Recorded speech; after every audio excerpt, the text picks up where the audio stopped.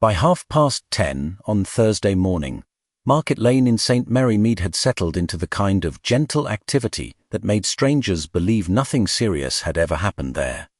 A delivery van stood outside the grocer's.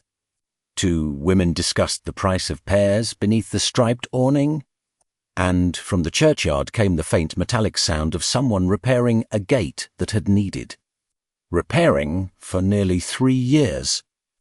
At the far end of the lane, between a stationer and a narrow tea room with lace curtains, stood Bellamy and Finch, a small antique shop whose dark green sign had faded enough to suggest respectable age without quite proving it. The shop belonged to Mr. Edwin Bellamy, a courteous widower in his late 60s who had spent most of his life buying things that other families had decided they no longer needed.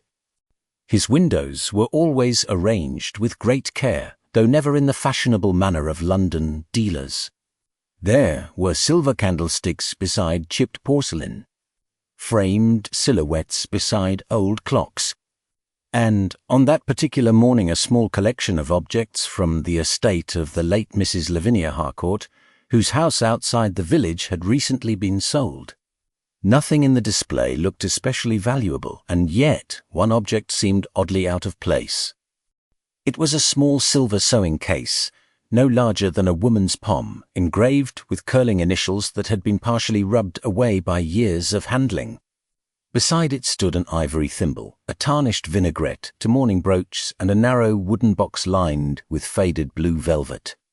The sewing case had no price card, although every other object in the window did. Several people noticed this, but no one considered it important. At 11 o'clock, Mrs. Evelyn Price entered the shop carrying a folded umbrella despite the clear sky. She was a brisk woman of 55, recently returned to St Mary Mead after 20 years in Bath, and she had developed the habit of examining people before greeting them, as though conversation were a negotiation for which one should first establish the available facts. Mr. Bellamy emerged from behind a curtain at the rear. "Evelyn, I wondered whether you might come. I said I would." Her eyes moved immediately toward the window display, and for one brief moment her expression changed. It was not shock, exactly. It was closer to irritation. Then she smiled. "You have put out the Harcourt things, only the smaller pieces. The furniture goes to auction next month." Mrs. Price walked toward the window and picked up one of the mourning brooches, although her attention remained elsewhere, and the silver case. Mr. Bellamy looked at her. "That is not for sale." "Then why display it?" He hesitated before answering. "I haven't decided what to do with it."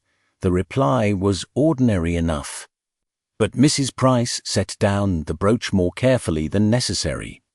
At that moment the shop bell rang again, and Miss Jane Marple entered with a parcel of old embroidery patterns under one arm. She had come to ask whether Mr. Bellamy knew anyone who might want them, since a drawer in her sitting room had become, as she put it, quite impossible. Mrs.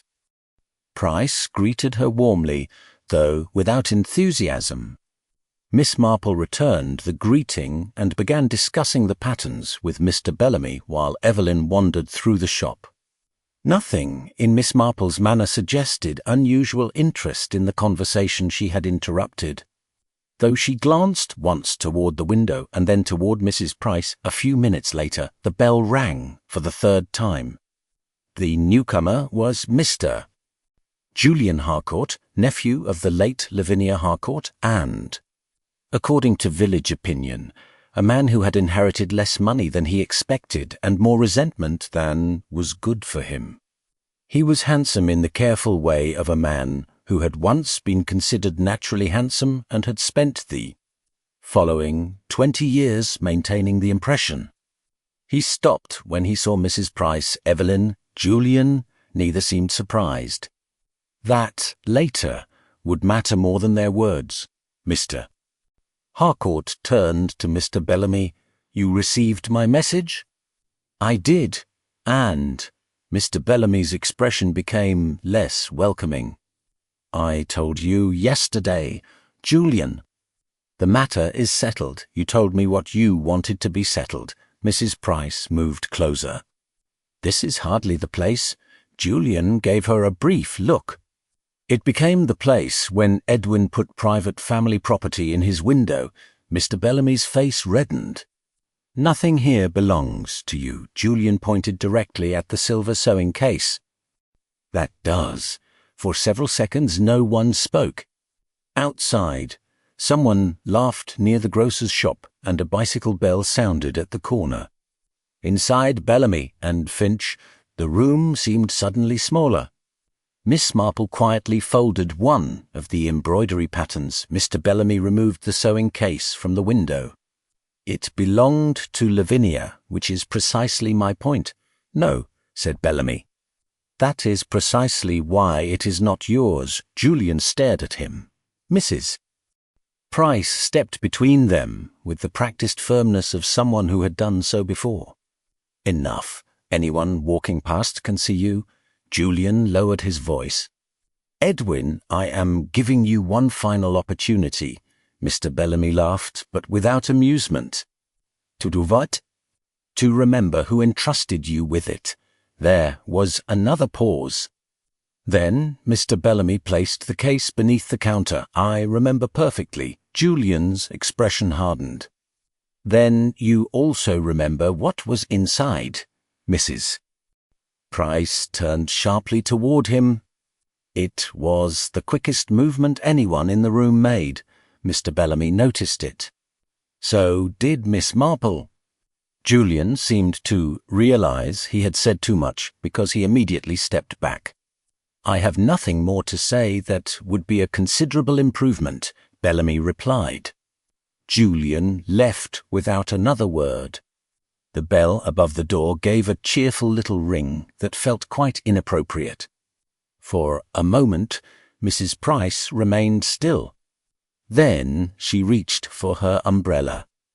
"I should go as well." Mr. Bellamy nodded. "Evelyn," she paused. "If Julian speaks to you, don't answer questions about Lavinia." Her face became expressionless. "I haven't answered questions about Lavinia in 20 years." Then she left. Miss Marple watched through the window as Mrs. Price crossed the street.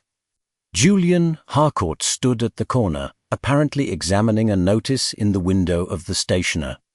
When Evelyn approached, he turned away before she reached him. "They know one another rather well," Miss Marple said mildly. Mr. Bellamy looked at her. "They knew one another once." Nothing more was said on the subject. Miss Marple gathered her parcel and prepared to leave, but before doing so, her eyes rested on the silver sewing case beneath the counter. "That is rather pretty." Bellamy glanced downward. "It is nothing special." "Perhaps not." She leaned slightly closer. The worn initials on the lid could now be seen more clearly. L.H. Miss Marple smiled faintly. "Curious? What is?" "Only that I have seen one like it before." Mr. Bellamy went very still. Miss Marple seemed not to notice. She thanked him for his help with the embroidery patterns and left the shop at 11:15. At 12:30, Bellamy and Finch closed for lunch. At 1:10, Mrs. Price was seen walking toward the vicarage. At 1:20, Julian Harcourt entered the Blue Boar and ordered whiskey instead of lunch. At 1:45, rain began unexpectedly over St Mary Mead, and at 2:15, when Mr. Bellamy failed to reopen his shop, the stationer's assistant went next door to check whether he had fallen ill. She found the front door unlocked. The shop was quiet. Mr. Bellamy lay behind the counter.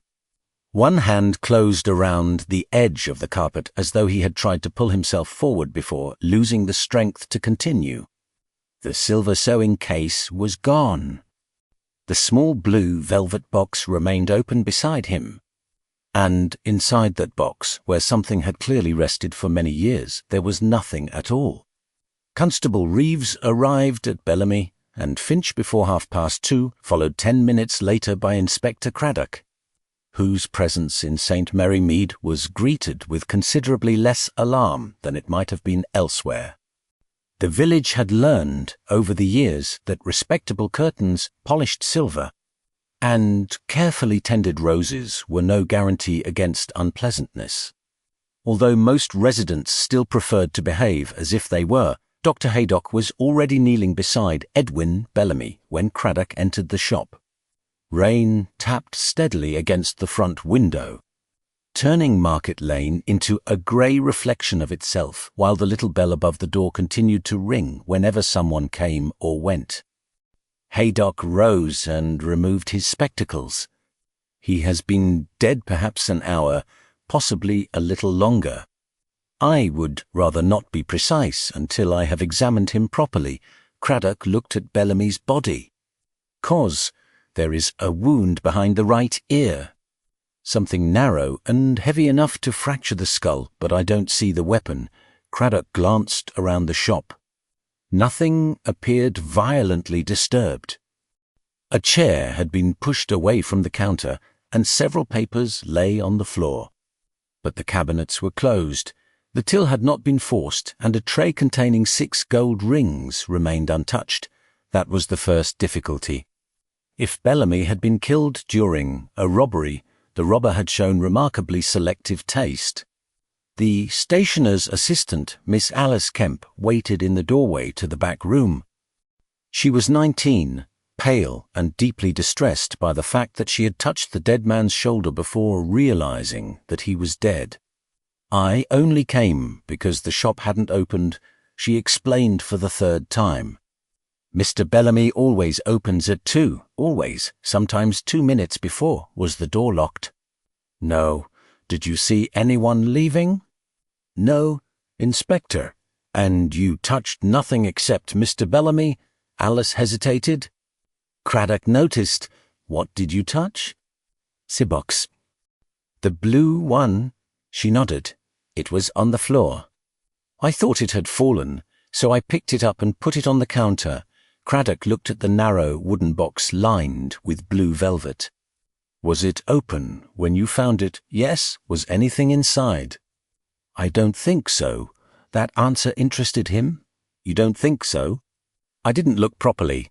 Craddock thanked her and sent her back to the stationer's shop, where half the village had already found reasons to purchase envelopes. He then examined the blue box. Its velvet lining had faded almost to grey, except for a darker rectangular patch at the centre. Something had clearly been kept there for a long time. Protected from light while the surrounding material changed colour, Craddock measured the mark with his eye. It was approximately the size of the silver sewing case. "Was this in the window this morning?" he asked. The constable nodded. "According to Miss Kemp, she remembers it because there wasn't a price on it." Craddock looked toward the empty place in the display. "Then someone took it. That seemed obvious. What was less obvious was why anyone would murder a man for an old sewing case while leaving jewellery worth considerably more." By 3 o'clock, Craddock had established the movements of the 3 people known to have visited Bellamy that morning. Julian Harcourt claimed he had gone directly from the antique shop to the Blue Boar, where he remained until shortly after 2. The landlord remembered serving him whiskey at approximately 1:20, but could not say whether Julian had been there continuously. The public bar had been almost empty, and Julian had spent some time in the telephone alcove near the rear. Entrance. Mrs. Evelyn Price said she had returned home after leaving Bellamy's shop, eaten a light lunch, written 2 letters, and walked to the vicarage at 1:10 to discuss arrangements for the church flower committee. There was no witness to the first part of her account. Miss Marple had gone home, eaten luncheon with her maid, and remained there until the rain began. Craddock visited her shortly before 4. She received him beside a small fire, although it was August, and listened without interruption while he described what had happened. When he finished, she looked genuinely saddened. "Poor Mr. Bellamy," He was a rather secretive man, but secrecy is not necessarily dishonesty. You were in the shop this morning? Yes, you heard the argument. I heard enough of it. Craddock took out his notebook. Tell me exactly what happened. Miss Marple did so, reproducing the conversation with an accuracy that made his pencil move faster than expected. She described Julian's demand for the silver case, Bellamy's refusal, and Evelyn Price's intervention. Then she mentioned Julian's final remark. He said Mr. Bellamy remembered what was inside. Craddock stopped writing. Inside the case? That was how it sounded, and Mrs. Price reacted. She turned toward him very quickly. Why? I don't know. Craddock looked at her over his notebook. Miss Marple smiled. I truly don't. That answer was sufficiently unusual to make him suspicious. What did you mean when you said you'd seen a sewing case like it before? Miss Marple's knitting needles stopped. I was wondering when you would ask. Well, it was not merely like it. Craddock waited. I believe it was the same one. He leaned forward. Where did you see it? At a garden fete at Harcourt House many years ago. It must have been 21 or 22 years. Mrs. Lavinia Harcourt was collecting subscriptions for some charitable purpose. And she had the little silver case in her handbag. You're certain, quite certain. The initials were unusual because they looked rather badly engraved, as though they had been added later. LH? No. Craddock frowned. Miss Marple continued calmly. When I saw it years ago, the initials were EP for several seconds. Only the rain could be heard. Craddock looked down at his notes. This morning the initials were LH. They appeared to be. Appeared?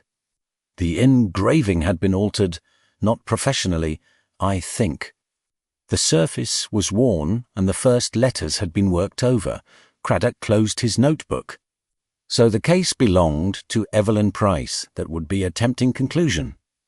But you don't think so. I think conclusions are much safer when they come after facts. Craddock gave her a tired look. You do enjoy this? No, dear. Murder is never enjoyable. People are interesting, however, and they remain interesting even when they behave very badly. Before leaving, Craddock asked one final question. Did Bellamy know that you recognized the case? Miss Marple considered it. Yes. How do you know? Because when I said I had seen one like it before. He stopped moving. Craddock returned to Market Lane. By then the rain had weakened, and a small crowd had collected opposite Bellamy, and Finch despite repeated instructions to move along. Inside the shop, Constable Reeves had discovered something in Bellamy's desk. It was an envelope addressed to Evelyn Price. The envelope had never been sealed. Inside was a single sheet of paper bearing 3 lines in Bellamy's handwriting. Craddock read them twice. Evelyn, Julian has started asking about the case again.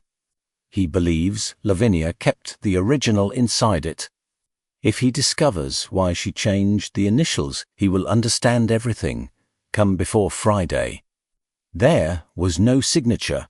Craddock placed the letter carefully on the desk. The original what? Reeves asked. That's what we need to find out. The constable glanced toward the empty blue box. Could have been whatever was in there. Perhaps. Craddock walked to the front window and looked at the place where the sewing case had stood that morning. Something bothered him about the sequence. Julian wanted the case because he believed something was inside it. Bellamy refused to surrender it. Evelyn had reacted when Julian mentioned its contents. Bellamy had then written to Evelyn because Julian was asking questions. Every path led to the same object. And yet the object itself was cheap. Its importance had never been monetary.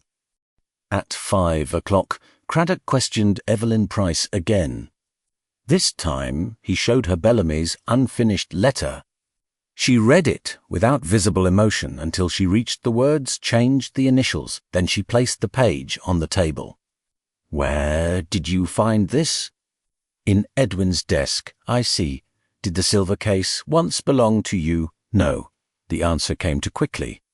Craddock noticed, but he did not challenge her immediately.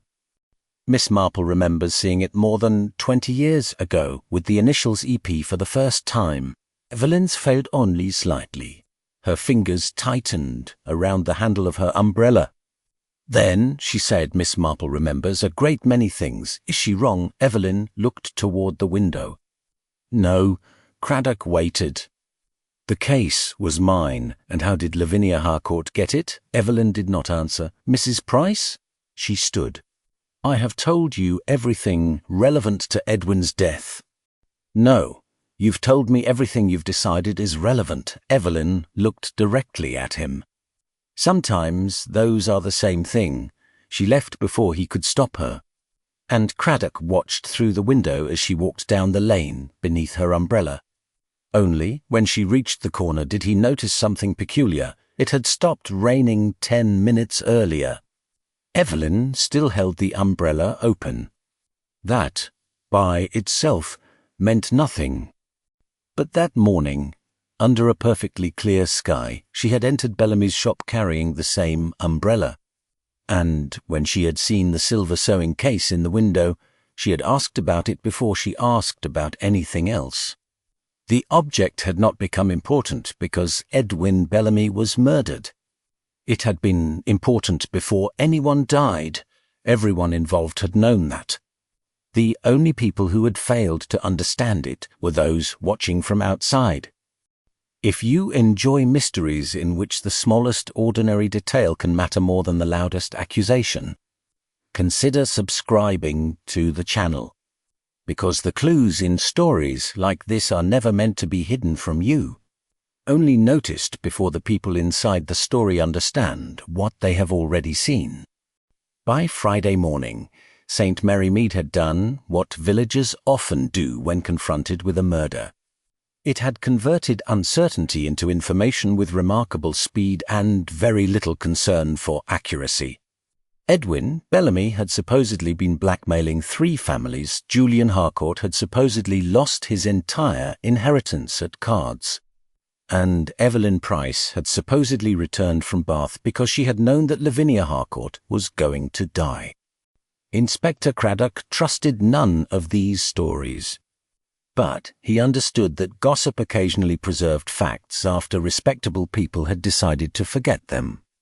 His first useful conversation was with Mrs. Harmon at the vicarage. Evelyn Price had indeed arrived there at approximately 10 minutes past 1 on Thursday, and she had remained until shortly before 2. That placed her away from Bellamy and Finch during at least part of the likely time of death, although it did not explain where she had been between leaving home and reaching the vicarage. More importantly, Mrs. Harmon remembered Evelyn from 20 years earlier. She was Evelyn Parker then, she said. Her father owned the chemist's before Mr. Wetherby took it over. Very pretty girl, though rather serious. Craddock immediately understood the initials EP. Did she know the Harcourt family? Mrs. Harmon gave him the kind of look that suggested he had asked whether the church had a roof. Everyone knew the Harcourts, personally. That required more thought. Evelyn was friendly with Julian. How friendly? Mrs. Harmon lowered her voice. Although they were alone, there was talk of an engagement. Craddock said nothing. It never happened, she continued. Julian went abroad rather suddenly. Canada, I think, or perhaps Rhodesia. Somewhere one went in those days when remaining at home had become inconvenient. And Evelyn? She left St Mary Mead a few months later. Why? I never knew. That was not entirely convincing, but Craddock allowed it to pass. He next visited Harcourt House, which no longer properly deserved the name. Most of the land had been sold. The west wing had been closed, and white inventory labels hung from furniture awaiting auction. Julian Harcourt received him in what had once been his aunt's morning room. Craddock placed a photograph of the silver sewing case on the table. "You said this belonged to your family." "It did." "That isn't quite true." Julian looked at him. "The initials were altered." "They were originally EP." For several seconds Julian remained silent. Then he poured himself a drink. "Did Evelyn tell you that?" "No." "Miss Marple?" Craddock ignored the question. "You knew the case belonged to Evelyn Price?" "I knew it had once belonged to her." "Why did your aunt have it?" Julian sat down. "I gave it to her." That was not the answer Craddock had expected. "You gave Evelyn Price's property to Lavinia after Evelyn left the village. Why?" "Because my aunt asked for it." Craddock watched him carefully. "And what was inside?" Julian's expression changed. There it was again. Not fear of the case, but fear of the question. "I don't know. Yesterday you told Bellamy he remembered what was inside." "I was bluffing." "Why?" "Because I wanted the case. You were prepared to threaten a man for something you claim contained nothing you knew about." Julian drank. "My aunt became extremely secretive near the end of her life. She destroyed papers, changed instructions to her solicitor, and refused to discuss certain things from the past. Then, 3 weeks before she died, she told me that if I ever wanted to understand why my father had disowned me, I should find Evelyn's silver case." Craddock remained still. "Your father disowned you?" "Financially. He never explained why. I assumed it concerned debts. And now? Now, I think Lavinia knew. Why would she change the initials?" Julian looked toward the rain-streaked windows. "That is what I was trying to discover." Craddock left Harcourt House with more history and less certainty. His next stop was Bellamy and Finch. The police had completed their examination, but the shop remained closed. In daylight, the scene seemed almost offensively ordinary. The clocks still required winding, dust still gathered on the upper shelves, and Edwin Bellamy's spectacles lay beside an unfinished catalogue. Craddock stood behind the counter and reconstructed Thursday afternoon. Bellamy had returned from lunch. Someone had entered, probably without alarming him. There had been a conversation near the counter. Bellamy had turned away or bent down, and the killer had struck him behind the ear. Then the silver case had disappeared. But something did not fit. If the killer wanted whatever had been inside the case, why take the case as well? Craddock opened the blue velvet box again. The rectangular discoloration remained clearly visible. He medj it. Then he found an old catalogue photograph showing the sewing case among the Harcourt estate objects. The dimensions matched. The case had apparently been stored inside the blue box. Yet, during Thursday morning, Bellamy had placed it in the window without its container. Why? A sound at the door interrupted him. Miss Marple stood outside. Craddock let her in. "I wondered whether you might be here," she said. "That usually means you've wondered about something else as well." She smiled. "I was thinking about Evelyn's umbrella." Craddock frowned. The umbrella. It was a sunny morning. People carry umbrellas, of course, and it rained later. Yes. Rather fortunate for Evelyn. Craddock knew better than to dismiss the remark. "What are you suggesting?" "Nothing yet." But Evelyn carried it into the shop before there was any reason to expect rain. And when Julian arrived, she kept it with her. That's hardly evidence. No. But behaviour is often interesting before it becomes evidence. Miss Marple walked slowly toward the window. "Mr. Bellamy took the case from here and placed it beneath the counter, didn't he?" "According to you." "And Evelyn saw him do it." "Yes, then she knew exactly where it was." Craddock studied her. "So did Julian." "Quite." Miss Marple turned toward the blue box. "May I?" Craddock handed it to her. She examined the velvet lining. People are very trusting of shapes. I'm afraid you'll have to explain that if something leaves a mark in a box. We assumed the thing that made the mark was stored there, reasonably. Usually, she returned the box. But, Inspector, only remember that we have not actually established what was inside this box yesterday afternoon. Craddock looked again at the rectangular patch. The assumption had been immediate. The silver case fit the mark, therefore the silver case had been stored there. But Bellamy had removed the case from the window and placed it beneath the counter. Why would the blue box later be open beside his body? Before Craddock could answer that question, Constable Reeves entered carrying a brown evidence envelope. We found this caught behind the skirting board under the counter. Inside was a tiny fragment of dark blue paper. One edge was torn. The other bore part of a handwritten word. Craddock placed it beneath the desk lamp. Only 4 letters remained. Tyan. Reeves looked disappointed. Could be anything. Quite, Miss Marple said. Then she noticed something else inside the evidence envelope, a short length of pale thread. It was silk, almost white, with a faint green tint. Miss Marple did not touch it. That is rather familiar. Craddock looked at her. Another 20-year-old memory? No, much more recent. She glanced toward the front window as though picturing the people who had stood there the previous morning. Evelyn's umbrella. Craddock remembered it, dark, wooden handle, black canopy, and around the shaft. Tied, just below the handle, a small decorative tassel, pale green silk. That afternoon he returned to Evelyn Price's house. She opened the door carrying no umbrella. Craddock asked to see it.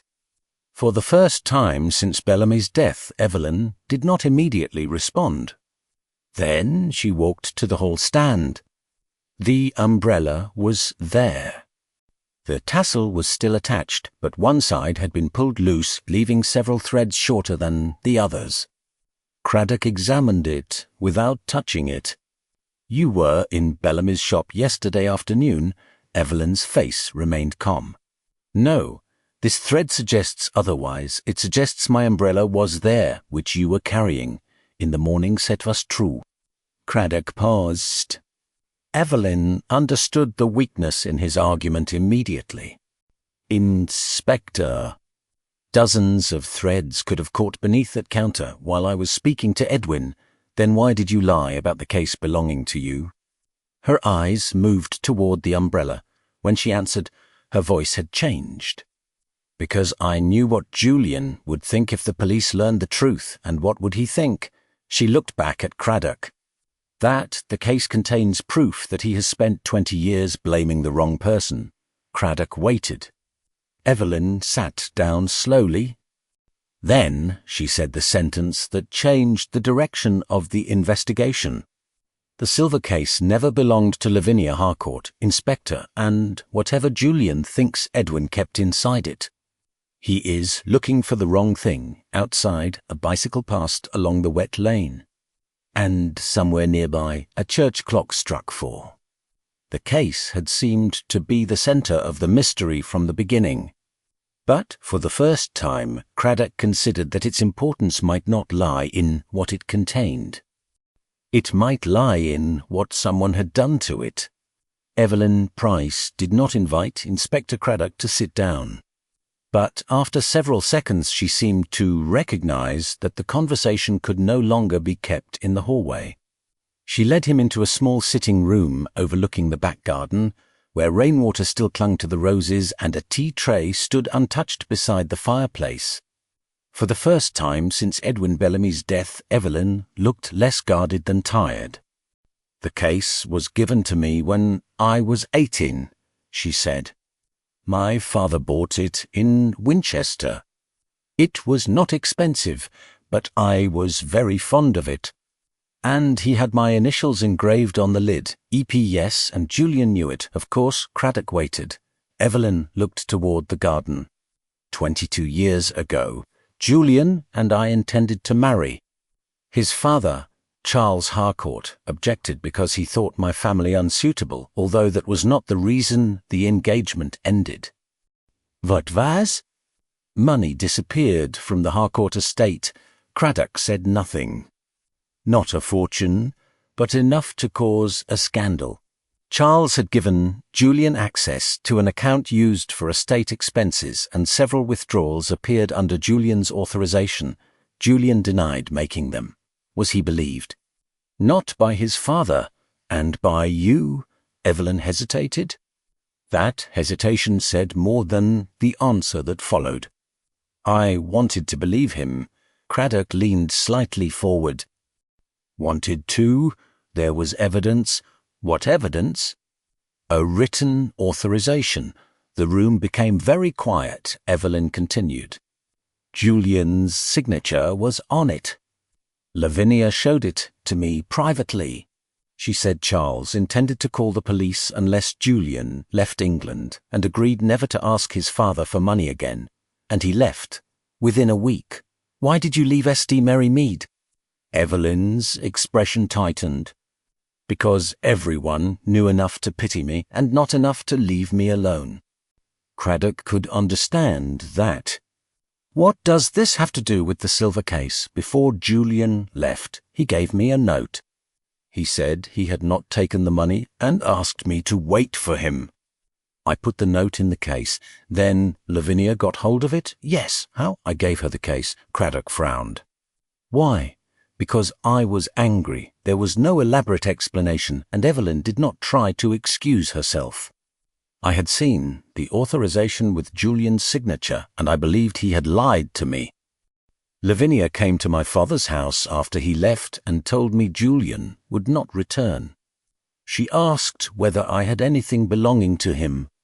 I gave her the case because his note was inside it, and I told her I wanted nothing more to do with him, so Lavinia had Julian's note. Yes, and later she altered your initials to her own. I did not know that until yesterday. Craddock studied her. Then, what did you mean when you said Julian had blamed the wrong person for 20 years? Evelyn looked directly at him. Because 6 months after Julian left, I learned that the authorization had not been written by him. Craddock did not interrupt. My father had been asked to witness several estate documents over the years because Charles Harcourt trusted him. He recognized the handwriting on the authorization. The signature was Julian's, but the instructions above it had been written later by someone else. Who? Lavinia. There was no dramatic change in the room, only the quiet ticking of a clock on the mantelpiece. Why would Lavinia steal from her own family? I don't know that she did. Then what are you saying? I am saying she created the document that made Julian appear responsible. Craddock considered this carefully. Did you tell Julian? I tried. What happened? His letters were returned. Then I heard he had gone from Canada to South Africa. By the time I found an address, I had married Mr. Price, and you never told him later? No. Why? Evelyn gave him a level look. Because people often imagine that knowing the truth 20 years late repairs something. Usually it merely changes the name of the thing they regret. It was the closest she had come to explaining herself, and Craddock did not press her further. Instead, he returned to the practical question. Where was the original authorization? Lavinia kept it inside the silver case. I don't know. Julian apparently thinks so. Then Lavinia wanted him to think so. That sentence stayed with Craddock after he left. At Harcourt House, he found Julian in the library among half-packed boxes of books. Craddock told him enough of Evelyn's account to watch his reaction. Julian did not become angry. He became pale. She knew? Eventually. And she never told me. She says she tried. Julian walked to the window. For several moments he said nothing. Then he asked, did Lavinia forge the signature? No. According to Evelyn, the signature was genuinely yours. Julian turned. Then I know what she did. Craddock waited. When I was 26, I signed blank payment authorizations occasionally. My father would dictate amounts later, and the estate clerk completed them. It was foolish, but common enough in the office. So Lavinia obtained one, she must have, and wrote instructions above your signature, Julian. Closed his eyes briefly. The old accusation had changed shape, but Craddock was more interested in Julian's next behaviour than in his distress. He immediately crossed to a writing desk and opened a drawer. "What are you looking for? My aunt's letters? Why?" "Because 3 weeks before she died, she wrote something peculiar." He searched through several bundles before finding a cream envelope. The letter was short. Julian handed it to Craddock. Near the bottom, Lavinia had written, "You have always searched for what was taken from you. When you should have considered what was changed. Edwin understands this, though I doubt he approves." Craddock read the sentence twice. "What did you think she meant?" "I thought she meant the contents of the case had been changed, and that is why you confronted Bellamy. Yes, the mistake was understandable. It was also exactly the mistake someone appeared to have expected him to make." Craddock returned to Bellamy and Finch before evening and found Miss Marple waiting outside with a basket containing 2 library books and a packet of wool. She had not been summoned, but he had ceased finding that remarkable. Inside, he showed her Lavinia's letter. Miss Marple read it carefully. "Interesting. You said yesterday that the important thing might be what someone did to the case. I wondered." "The initials. Perhaps." Craddock pointed toward the photograph of the sewing case. "Lavinia changed EP to LH. Why?" Miss Marple examined the photograph. "Have you asked how?" "How?" "Yes. Everyone keeps saying the initials were changed. As though letters simply become other letters if one scratches at them long enough." Craddock looked more closely. The original engraving had been decorative. The altered initials were rougher, surrounded by tiny marks. "You think the method matters?" "I think whoever altered it needed a tool that sent Craddock through Bellamy's inventory. Among the Harcourt objects was a small 19th century engraving set used for marking silver. It had belonged to Lavinia's father and had been listed among the contents of a writing cabinet. The set was still at Harcourt House, or most of it was. One narrow steel graver was missing. Craddock stared at the inventory description. A steel engraving tool approximately 7 inches long, with a weighted wooden handle Dr. Haydock had described Bellamy's fatal injury as having been caused by something narrow and sufficiently heavy to fracture the skull. The missing graver could have done it. That discovery appeared to connect Lavinia's old secret directly to Bellamy's murder, but Miss Marple seemed less impressed than Craddock expected.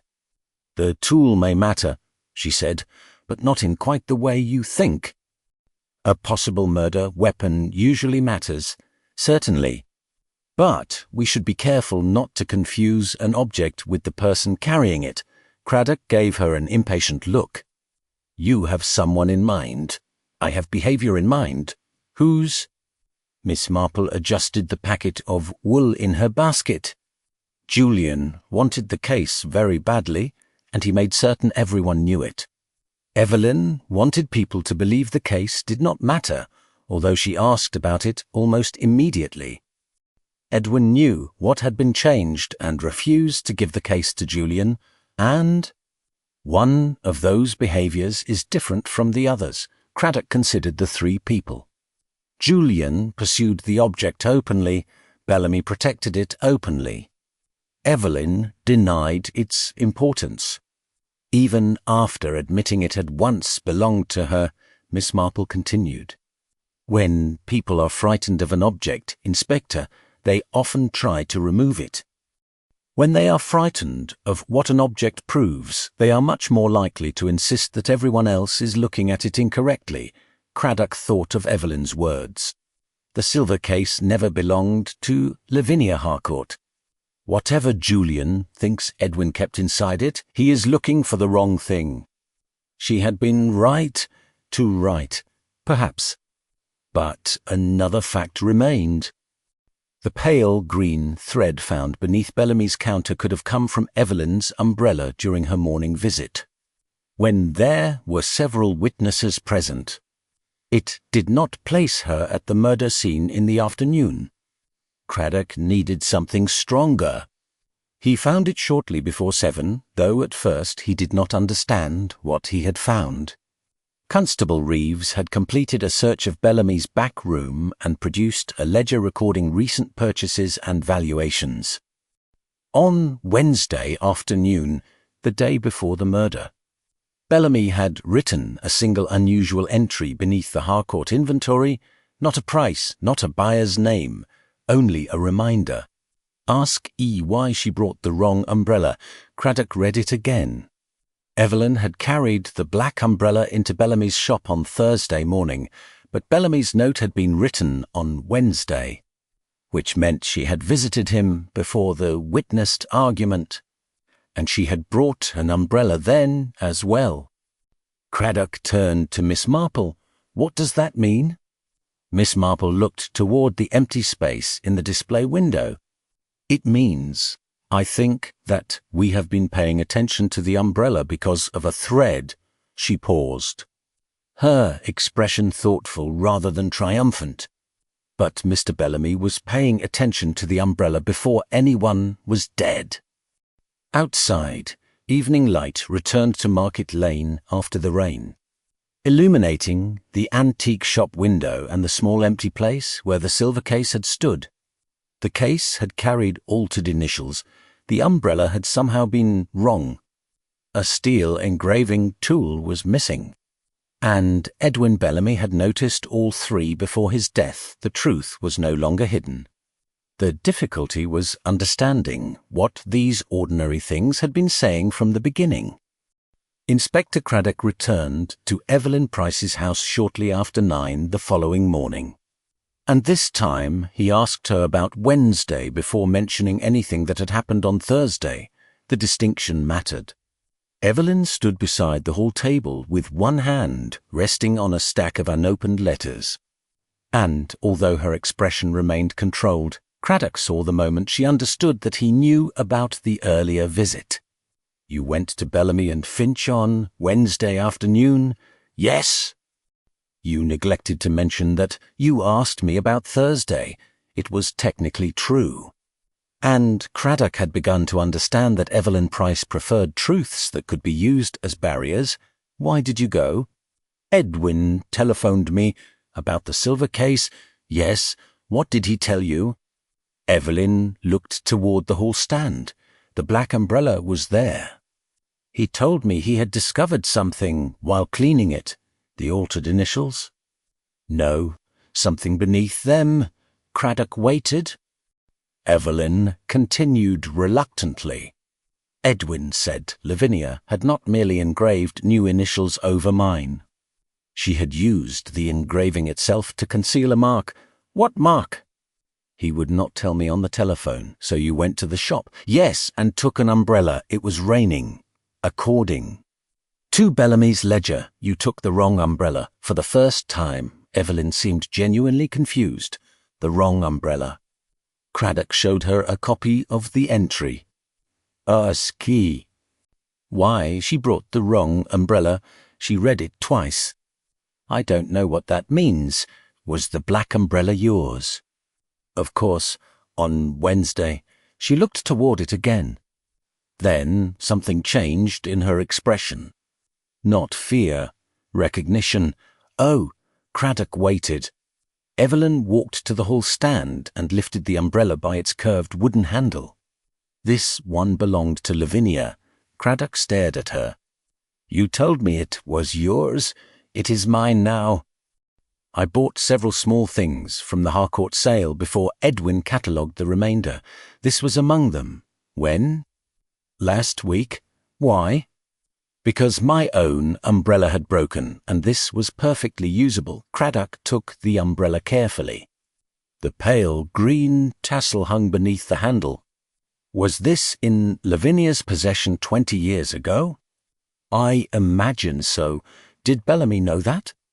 He catalogued it. That explained his note, but not why he had considered the umbrella worth mentioning. Craddock opened it. The black canopy was ordinary, slightly faded near the edges. The shaft was dark wood, the ferrule brass, and the handle curved in the old-fashioned style. He examined the tassel. Several threads were missing. Then he noticed a narrow silver band around the shaft just below the handle. It bore a tiny engraved pattern. Craddock looked at Evelyn. Was this always here? I assume so. He took the umbrella directly to Bellamy and Finch. Miss Marple arrived 20 minutes later after receiving a message from Constable Reeves. Craddock placed the umbrella on the counter beside the photograph of the sewing case. She examined both without speaking. The silver band around the umbrella shaft carried a pattern of leaves surrounding to small letters LH, unlike the initials on the sewing case. These had been professionally engraved. Miss Marple looked from one to the other. That is why Mr. Bellamy noticed. Craddock frowned. Because the initials match? Because they do not. They both say LH, yes, but look at the shape of the H Craddock did. On the umbrella, the H had a distinctive slanted crossbar. On the sewing case photograph, the altered H had the same slant, almost exactly. Lavinia used this as a model, he said. I think so. Why would that matter?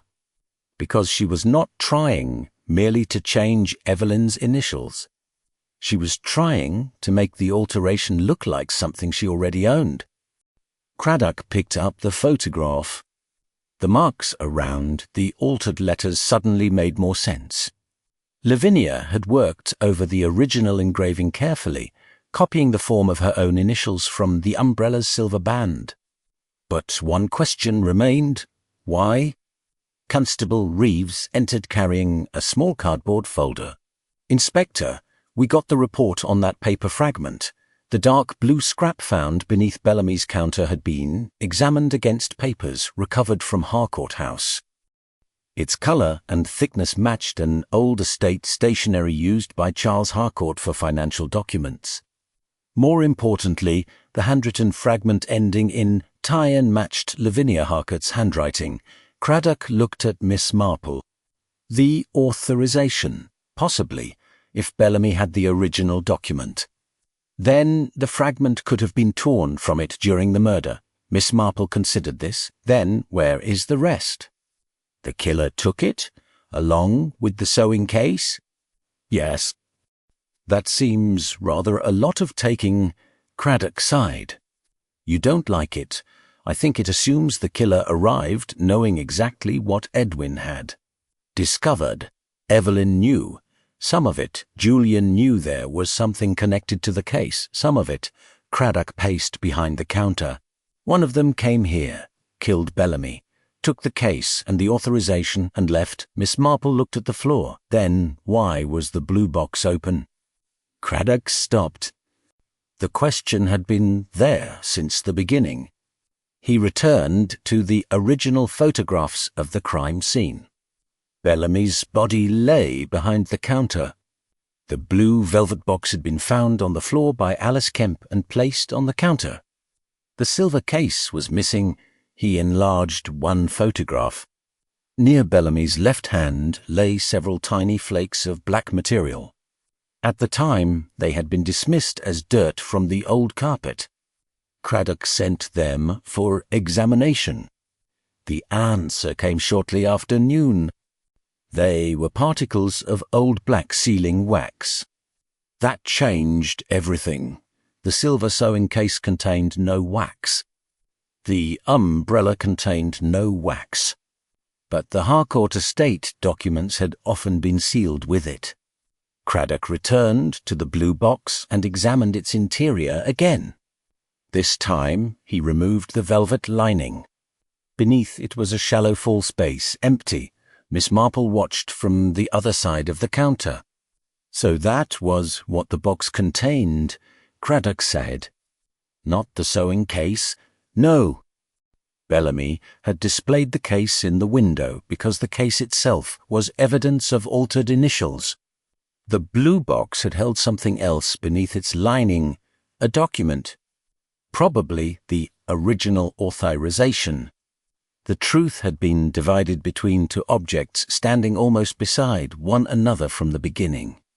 One showed what Lavinia had changed. The other contained why she had changed it. Craddock reconstructed what Bellamy must have discovered. While cataloguing the Harcourt estate, he had recognized Evelyn's old silver case. Cleaning the lid revealed traces of the original EP engraving beneath Lavinia's crude LH alteration. He then found the hidden compartment in the blue box and discovered Charles Harcourt's authorization. The paper showed Julian's genuine signature, but the instructions above it were in Lavinia's hand. Bellamy had understood the old deception. There was still one missing connection. Why disguise Evelyn's silver case as Lavinia's property? Miss Marple answered that without being asked. Because of the note. Craddock looked at her. Julian's note to Evelyn? Yes. Evelyn put it inside the case before giving it to Lavinia. Suppose the matter had later been investigated. A silver case, engraved EP containing a private note from Julian, would connect Evelyn to him immediately. But everyone already knew they were engaged. Everyone knew they intended to marry. That is not quite the same as knowing what Julian had written immediately before leaving. Craddock remembered. Evelyn's account. Julian had written that he was innocent and asked her to wait. Miss Marple continued. Lavinia needed Evelyn to believe Julian guilty, because Evelyn was one person who might continue asking questions. So she kept the note and changed the case to make it appear her own. If it was ever found among her possessions, there would be nothing outwardly connecting it to Evelyn. Then why keep Julian's note?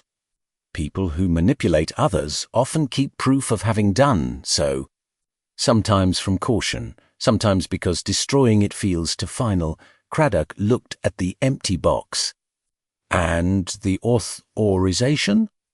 That was the dangerous thing. The distinction was finally clear. The sewing case was not valuable because of what it contained. Its altered surface showed Lavinia's effort to erase Evelyn from the history of the object. The authorization proved why. Craddock now understood the old secret. He still had the humor. At 1:30 Haddock telephoned. The wound behind Bellamy's ear was consistent with the missing engraving graver, but there was an additional detail. A tiny trace of green silk had been found caught against the dried blood near the wound. Craddock immediately thought of Evelyn's umbrella tassel. Then he stopped. The tassel had been loose when Evelyn carried the umbrella into Bellamy's shop on Thursday morning. A thread from it had already been found beneath the counter. If the same silk appeared near the wound, the conclusion seemed obvious. Too obvious. Miss Marple saw his expression. What is it? Craddock explained. She did not respond immediately. Instead, she took the photograph showing Evelyn in the shop window on Thursday morning. Accidentally captured in the background of a local photographer's picture of Market Lane, the umbrella was visible beneath her arm. Miss Marple examined the tassel, then she asked for the umbrella itself. Craddock brought it from the evidence table. She compared them. In the photograph, the tassel was full and even. When Craddock examined it after the murder, several strands were missing. He looked at Miss Marple. So the threads were torn after the photograph, not necessarily. Craddock frowned. Miss Marple pointed to the umbrella's silver band. Inspector, we have been assuming the tassel belongs to the umbrella. It is tied to it. Now? Yes. She looked again at the photograph. But on Thursday morning, it was tied above the silver band. Craddock examined the actual umbrella. The tassel was tied below it. Someone had removed the tassel and tied it back on. That was why Bellamy had written about the wrong umbrella on Wednesday. Not because Evelyn had mistakenly carried Lavinia's umbrella. Because something attached to that umbrella had already been changed, Craddock felt the investigation narrow suddenly. Who knew the umbrella belonged to Lavinia? Evelyn and Bellamy. Yes. Julian? Miss Marple looked thoughtful. Perhaps. Craddock shook his head. We're still missing the person who moved the tassel. No, Miss Marple said quietly. I think that person has been present in the story from the beginning. She glanced toward the front door of Bellamy and Finch.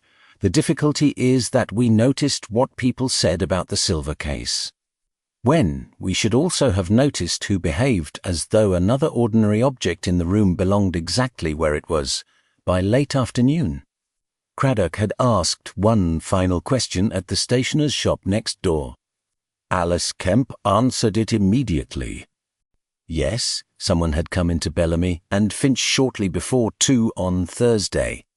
She had not mentioned it because she had not actually seen the person enter. She had only heard the cheerful little bell above Bellamy's door, followed several minutes later by a familiar voice through the thin wall. Not Evelyn's, not Julian's, a man's voice.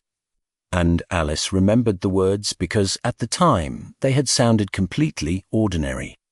You still haven't put that umbrella back where you found it, Edwin.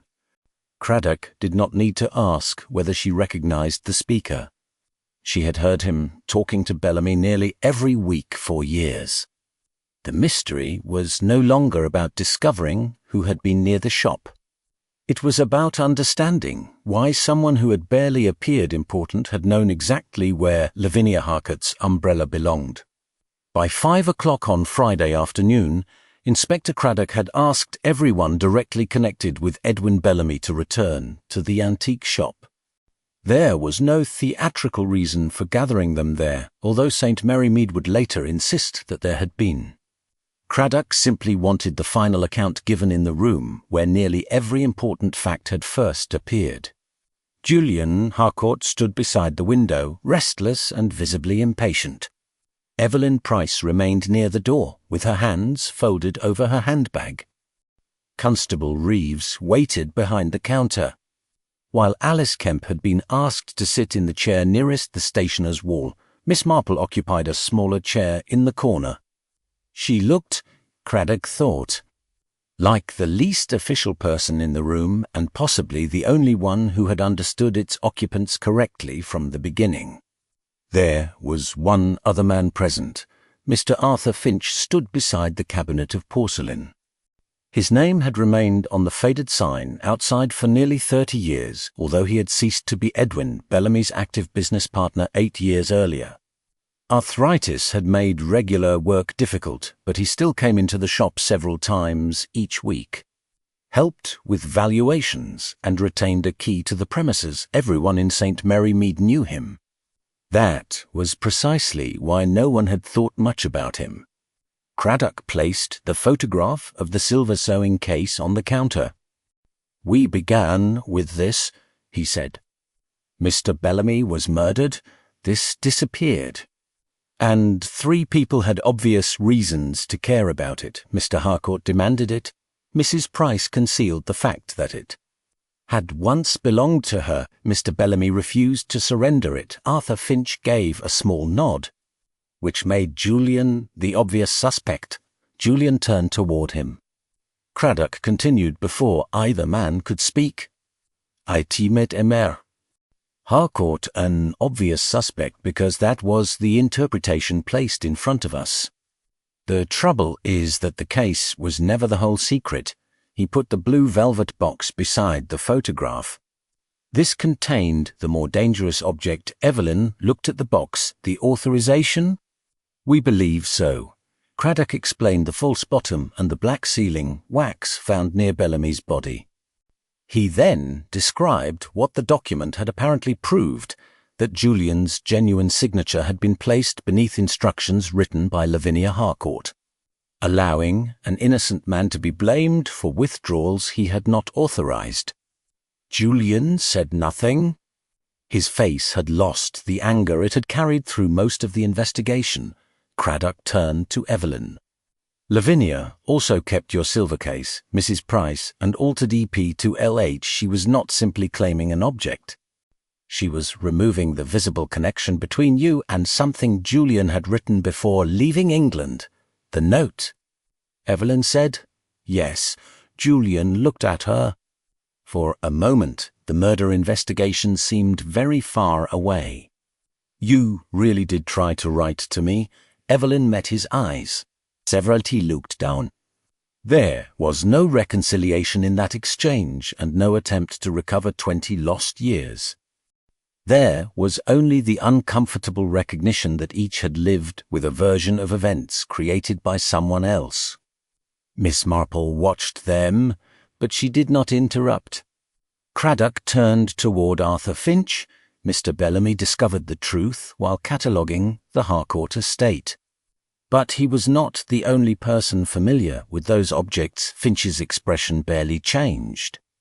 I helped Edwin with hundreds of valuations, including the Harcourt collection. Yes, you saw the authorization. No. You knew about the false bottom in the blue box. No. Craddock picked up Lavinia's umbrella. Finch looked at it. Only briefly, but Miss Marple noticed. Craddock continued. On Wednesday, Evelyn Price visited Bellamy carrying this umbrella. Edwin recognized it as an item from the Harcourt estate and wrote a note asking why she had brought the wrong umbrella. Finch shrugged. You've already explained that she bought it. That isn't what made it wrong. Craddock pointed to the pale green tassel. This had been removed and replaced. Finch said nothing. The tassel was above the engraved silver band on Thursday morning. After Edwin's death, it was below it. Threads matching the tassel were found beneath the counter and near the wound. Julian frowned. Then Evelyn, no, Craddock said. That is what someone expected us to conclude. He turned toward Alice Kemp. Tell them what you heard yesterday. Alice swallowed. I heard someone in here before too. A man? What did he say? She looked toward Finch. You still haven't put that umbrella back where you found it, Edwin. The room became silent. Finch gave a faint laugh. That proves I came into the shop. It proves considerably more than that, Craddock sighed. The umbrella belonged to Evelyn by then. She had bought it from the estate. Bellamy had no reason to put it anywhere. Yet you spoke of where he had found it. Finch's expression hardened. I knew it came from Harcourt House. Yes, very well indeed. Miss Marple spoke for the first time. That was the part that seemed familiar. Finch turned toward her. She continued gently. People betray themselves so often through possession. Not legal possession, of course, but the way they think about things. A housemaid who has worked in the same house for 40 years will say that someone has moved our blue vase, although she has never owned it. A gardener speaks of my roses when they belong to his employer. It is quite natural. Finch said nothing. You spoke about Lavinia's umbrella as though its proper place was something you knew personally. Craddock took over. Arthur Finch had not merely helped Bellamy catalogue the Harcourt estate after Lavinia's death. He had known Lavinia for decades. Old business records found that afternoon showed that. 22 years earlier, Finch had occasionally acted as an informal clerk for Charles Harcourt, carrying invoices and estate papers between Harcourt House and local tradesmen. He had access to blank authorizations. He had access to Lavinia. And, as Craddock had learned from the Harcourt Bank records, he had received several unexplained payments shortly after Julian left England. The withdrawals weren't for Lavinia. Craddock sighed. They were for you. Finch's face became very still. You can't prove that. Bellamy could. Craddock placed the torn blue paper fragment on the counter. Lavinia wrote the authorization, but the money was transferred through an account connected to your former auction business. She protected you by making Julian appear responsible. Julian stared at Finch. Why? Finch looked toward the window. For several seconds, he seemed to consider denying everything. Then his shoulders lowered. It wasn't meant to become what it became. Craddock waited. Finch spoke quietly. Charles Harcourt owed me money, considerably more than he admitted. Lavinia said she could arrange payment without her brother knowing. I asked no questions, but later you understood, later, and when Julian was blamed. Finch's mouth tightened. What was I supposed to do? Confess and ruin myself? Julian took a step toward him, but Reeves moved between them. Finch continued. Lavinia said Julian would be sent abroad for a year or two. She said Charles would forgive him eventually. He never did, Evelyn said. Finch did not look at her. Years had turned the original dishonesty into something easier for him to live with. Lavinia was dead, Charles Harcourt was dead, and Julian had long ago built another life. Then Edwin Bellamy opened a blue velvet box and found the document that could reconstruct the entire deception. Bellamy confronted Finch on Wednesday evening. That was the part Craddock had established from Bellamy's appointment diary. He had written only one name besides 6:30, Arthur. Bellamy intended to tell Julian the truth. Finch asked him to destroy the authorization. Bellamy refused. On Thursday, after Julian's public argument in the shop had conveniently provided another suspect, Finch returned shortly before 2. He already knew where Bellamy kept the Harcourt engraving tools because he had helped catalogue them. He took the missing graver from his coat. I only wanted the paper, Finch said. Craddock's voice remained level. But Bellamy wouldn't give it to you? Finch looked down. He said 20 years was long enough. The argument had taken place behind the counter. Bellamy had opened the blue box and removed the authorization, intending perhaps to show Finch that destroying the paper would no longer erase what he knew. Finch struck him once. The narrow graver hit behind Bellamy's right ear. As Bellamy fell, he caught the pale green tassel that Finch was carrying. Julian looked confused. Carrying? Craddock nodded. Finch had removed it from Lavinia's umbrella on Wednesday. That was the apparently insignificant fact that had caused so much confusion. The tassel was not decorative. Hidden beneath its binding had been a tiny rolled strip of paper containing an old account number written in Lavinia's hand. Bellamy had discovered it while examining the umbrella and had asked Finch about it before Evelyn arrived.